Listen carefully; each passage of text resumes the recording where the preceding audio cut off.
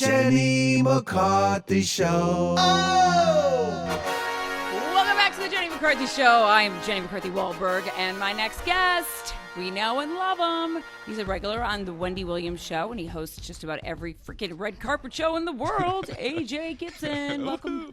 How are you, sweetie? I'm good. Thank you so much for having me. You look fantastic. You look exactly like you looked when you hosted Singled Out when I was a teenager. Oh my God, that's so nice. I have 75 lights on my face. I've been obsessed with you for years. I love you. I love it. Thank you so much. The book, amazing job. The book is called Flipping the Script, Bouncing Back from Life's Rock Bottom Moments. Yeah. There isn't a better show for you to be on right now than my show. Yeah. I mean, I love these kinds of books where people have redeemed themselves, and not even redeemed, come back from hell. Went to hell and back, and you're here. You did it. Yeah, you can relate. I'm sure you've been through it. You're a hustler, and you overcome, which is what I love about you. Overcome is the right word. Okay, so I mean, your story. Let's get into it. It's about bouncing back from. You basically got fired from a big job, a sister that wanted to change who you are, a suicide attempt. I mean, those are heavy moments. You could have had one of them and wrote a book. Yeah, and it's funny how it all came about too. They all sort of hit me in about a year's time.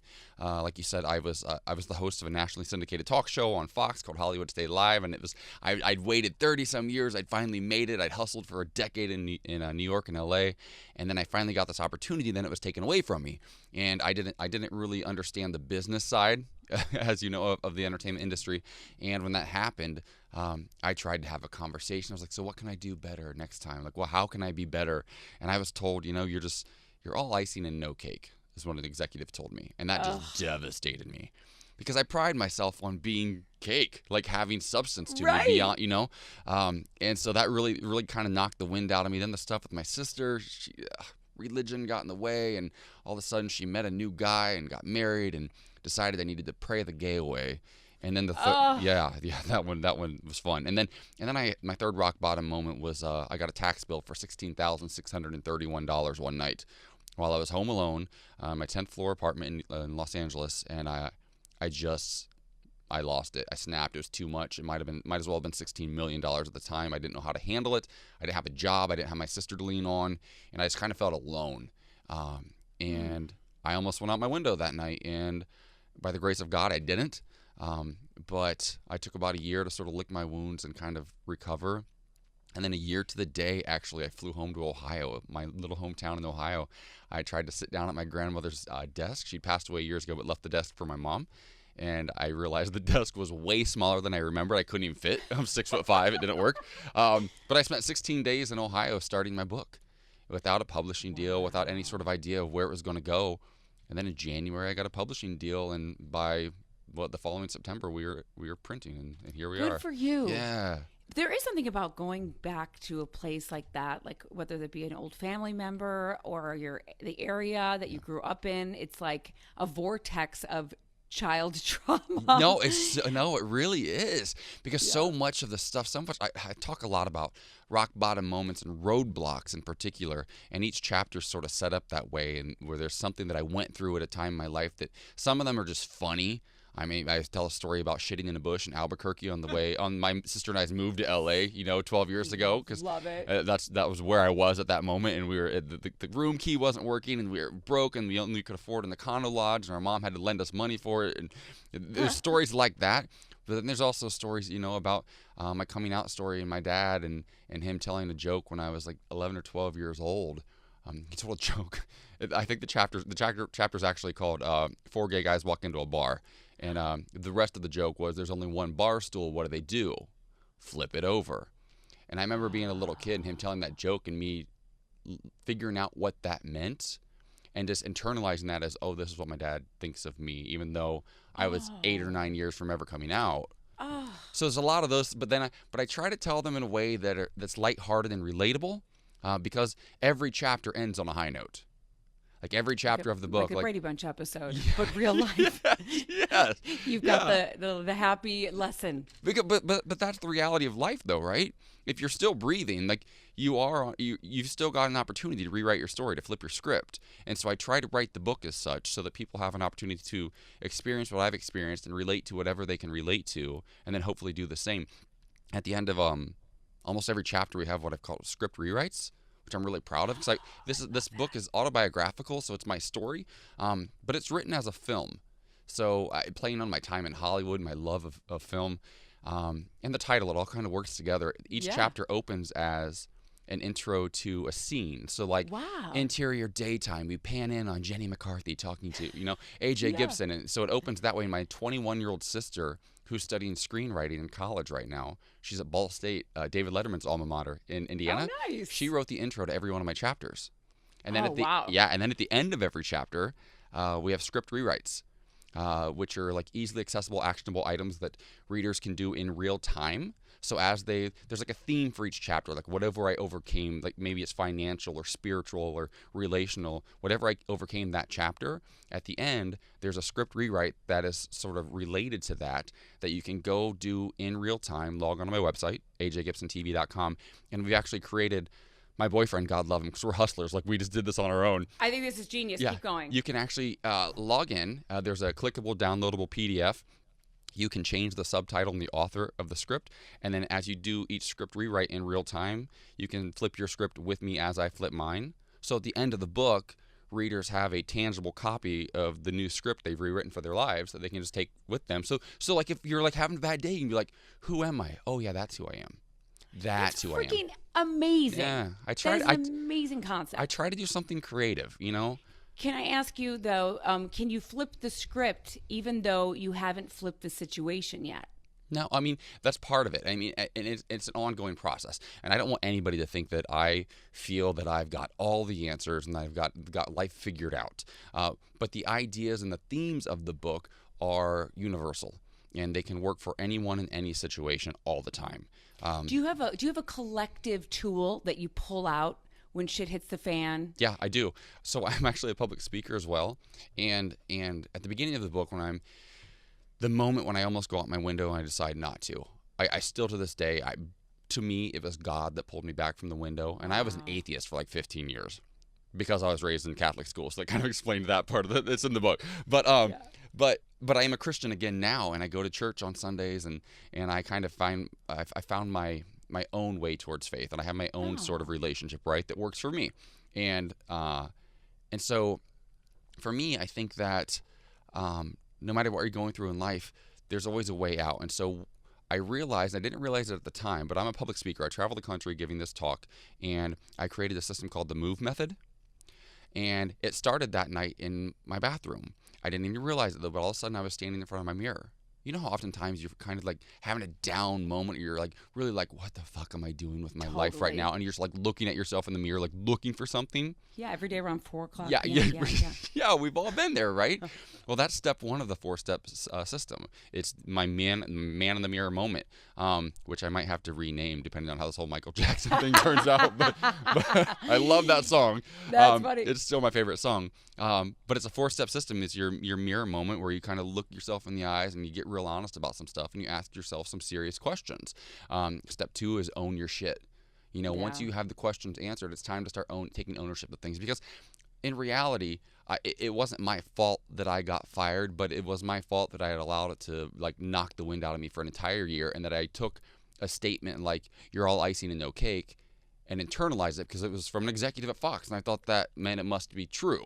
And so that really, I'm a small town kid from Ohio at heart, right. And that really stuck with me for a while. So then we move on to step 3, which is visualize the life that you're, created to live, not the life that your mom, your dad, your boyfriend, your sister, or whoever, your manager, your agent wants you to live, but the life that you actually want to live. And once you get the answers to all 3 of those steps, you move on to the 4th step, which is evolve. And that's what I'm doing right now. Every single time I get to come on a show like this, I'm just so blessed and just honored to be here.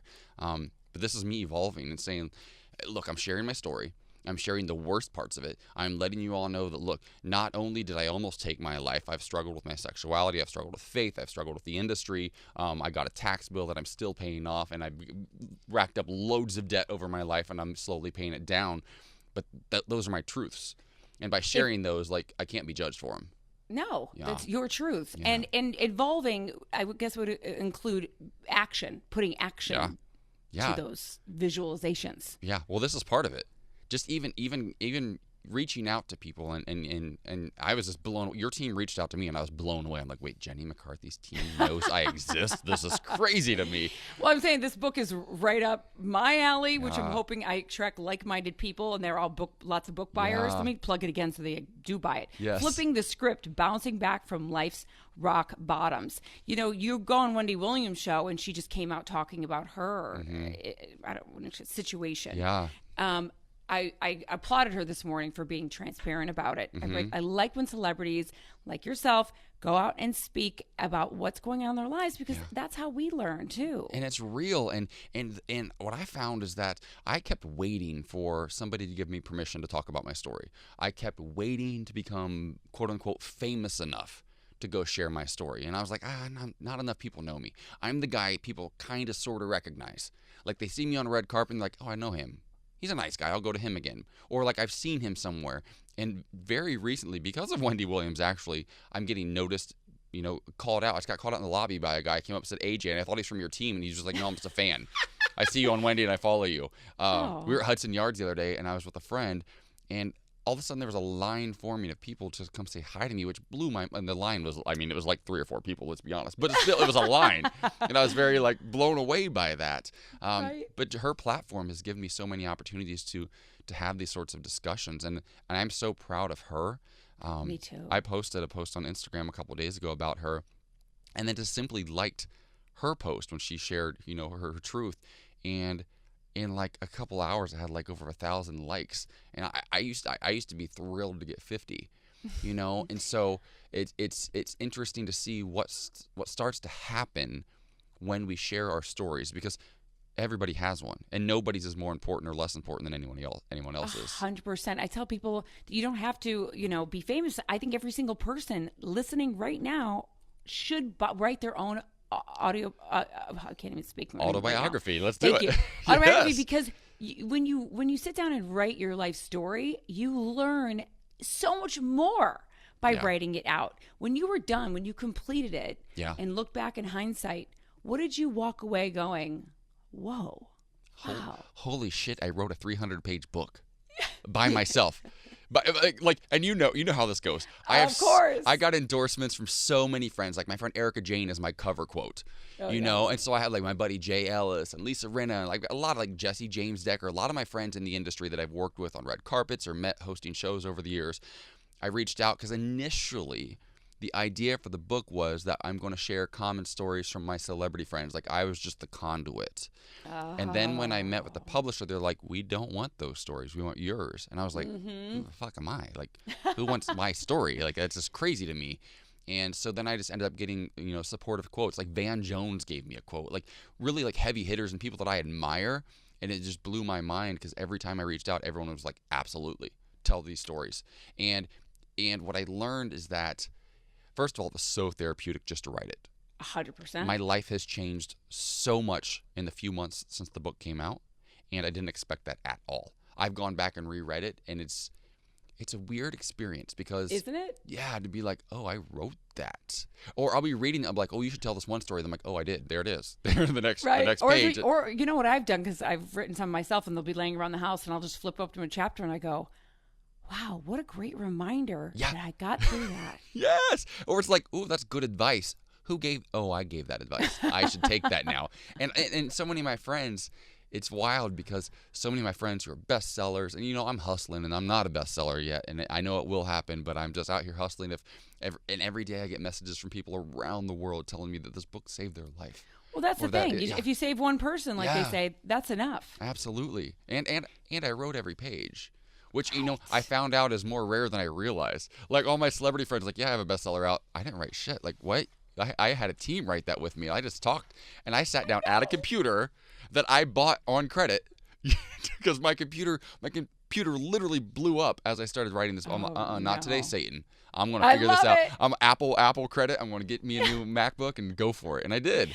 Yeah, I'm telling you, I failed English in college, and I sat down to write my first book, and I'm like, who the fuck am I kidding? I talk and run on sentences. Totally. I'm dyslexic. Totally. I type with 2 fingers. You get an editor. I can't. And it worked. I legit. I'm like, wait, what's the difference between a verb, an adverb, and an adjective? I can't remember. But I don't. I just told the story, and then my publishing team just went to work on it. That's right. That's Yeah. That's where those English majors circle things and figure it out. Totally. So let me ask you some of the questions, like, because you talk about, like I said, a job, getting rejected. Mm-hmm. What do you think is worse? Like, what hurts worse? Is it being rejected through a job, or would you say like getting dumped? I think that it's all the same, kind of, because it's all rejection. I'm a huge fan, obviously, of Oprah, and she said after 25 years of doing her show that the most commonly asked question, and it wouldn't matter if it was a school teacher from Iowa or President Barack Obama or whoever was on her show, they would always ask afterwards, "Did I do okay? Was that okay?" Wow. And she was just so blown away by that. But she said that's the question everybody from around the world would ask her. And she said, because what she learned early on and why she was so successful was that people just want to be seen and heard. Yeah. That's it. And validated. And validated, right? And so rejection is rejection as far as I'm concerned. Whether it's from a boss or a loved one, it's all the same. And we've all gone through it. We've all experienced it on different levels on a day-to-day basis. But it's up to us to decide what's actually rejection and what's actually protection, right? Because oftentimes what feels like rejection is God or universe's way of saying, nope, that's not right for you. I want to protect you right now, even though we want to fight it and be like, no, I want this thing really bad. Right. But it might not be for you, and that's okay. It's okay to just walk away from stuff and just keep moving. You know? I mean, it definitely sound like you've evolved, no doubt. But now I'm like, I've just read a lot of self-help books, so I'm just a Have bullshitter. you? Yeah, totally. But that kind of got me to the. Are you familiar with You're a Badass? Of course. Jen Sincero. Okay, so first of all, that's one of the reasons why my book is yellow. Because I love that book so much. That's amazing. Yeah. I've got about 30 pictures on my book of me like next to yellow things. So good. I love the color. It's like bright and uplifting. Yep. But reading her book years ago is what motivated me to think I could actually write a book. She talks about living in a friend's garage in Venice Beach, out near where I live in Los Angeles, and writing that book and being so broke she couldn't afford an apartment. And now she's a worldwide bestseller, and her third book in the series just came out recently. Isn't that amazing? So like I was like, gosh. Anybody can do it. Yes, that's the point. Anybody can do it. Literally. You don't have to be on Wendy Williams at all. You don't. You don't. Yeah. It sounds like you really did a great job improving your self-worth, because it sounds like you took that cake comment so personally, and I would have looked at it like projection, but that's only where I'm at. I'd be like, you're. I see it that way now. Yeah. So where was that turning point for you that you were able to go, you know what? I am good. I am deserving of this. Where did that flip happen? I think it was gradual. And I think that's okay. I think oftentimes, especially now, we live in a society where we want everything instantly, instant gratification, right? And it's okay to allow yourself to improve and to grow incrementally in little bits and pieces, and just to learn and show yourself grace when maybe you don't really grow. Because like there's still some days where I'm like an asshole, like I get road rage or I get mad at somebody in line at Starbucks who's like taking too long to order whatever, and I'm not perfect, but I try to learn from every experience, and grace is something that I've really, really worked hard on. My best friend is a licensed therapist. Thank God. Saved me a lot of money. But she, her name's Dr. Therese Mascardo. She's fantastic. She's working on a book now, which I've encouraged because she's just such a gem. And she, one time we were sitting in a coffee shop in Los Angeles, and she said to me, she said, AJ, she goes, because I'm like crying to her. This is years ago. And she's just smiling the whole time. And I was like, why are you smiling? I'm so upset right now. My life is falling apart. She's like, because I see your actual life. I see who you really are, and you're fine. She goes, but I will challenge you to think about something. I know you, and I know your heart. I know you would do anything for anyone at the drop of a dime. But I also know that on your worst day, you would not say a fraction of the things about your worst enemy that you say about yourself all the time. Wow. And that hit me hard. And I was like, but she's like, just think about that. And I've really tried to hold on to that this whole time, because I had a lot of I came from a really small town in Ohio where you're just supposed to be humble. What do you think, money grows on trees? Do you think money buys you happiness? And I had this terrible relationship with money and with people and who do you think you are. There's a chapter in the book called Who Do You Think You Are? About the night before we all moved away to college after my senior year of high school. And one of my best friends, like, who do you think you are? Because we were all talking about who we wanted to be someday. Oh, wow. And I said, I'm like, David Letterman. Because he was my idol. I loved him growing up. Yeah, of course. And I went and saw his show, my first visit to New York when I was like 18 or 19. And I used to get in trouble for talking all the time in school. I went to Catholic school, and I would get 3s on my report card, which is unsatisfactory. I mean, I talked too much. They put my desk in the hallway. Sister Martha would do that. But back then, there was no value in it. But as I got older, I started realizing like, I could do something with this, and this is what I wanted to do. And that one comment from a buddy of mine and he meant nothing by it. He's literally the nicest guy in the world. And I'm sure he never remembers making that comment. But that one comment that one night stuck with me for 10, 15 years. Isn't I was like, that amazing? yeah, like, who do I think I am? Yeah, he's right. That's crazy. Because my friends kind of laughed it off at the time, like, oh, he must be David Letterman. And so I was kind of like, I guess maybe not. Until I wasn't on camera until I got Hollywood Today Live as a digital show. We got tested on Fox when I was like 33. It's my first gig on camera. Wow. Yeah. It's amazing how those little statements or belief systems that we don't even know that we got from our parents or friends stay with us. Yeah. And I just want to billboard again before we go that I loved what you said about allowing yourself grace when you fuck up. So important. That is so important as someone that self-critiques themselves constantly. I think it's like such a beautiful message, along with all the other ones that you have in this book. I'm really proud of you. You're cake to me. Thank you. Just so you know. Thank you. And I think that you're brave, and I really admire you for sharing your stories with us. Well, I am so appreciative of you for even having me here. So Of course. thank you so much. I hope you come back. Can't Thank wait you. to see what's next for you. Flipping the Script, Bouncing Back from Life's Rock Bottom Moments. The book is available right now. You guys can also go to ajgibsontv.com. Thanks, AJ. Thank you so much, Jenny. You're awesome. We'll be right back. Jenny McCarthy Show. Oh!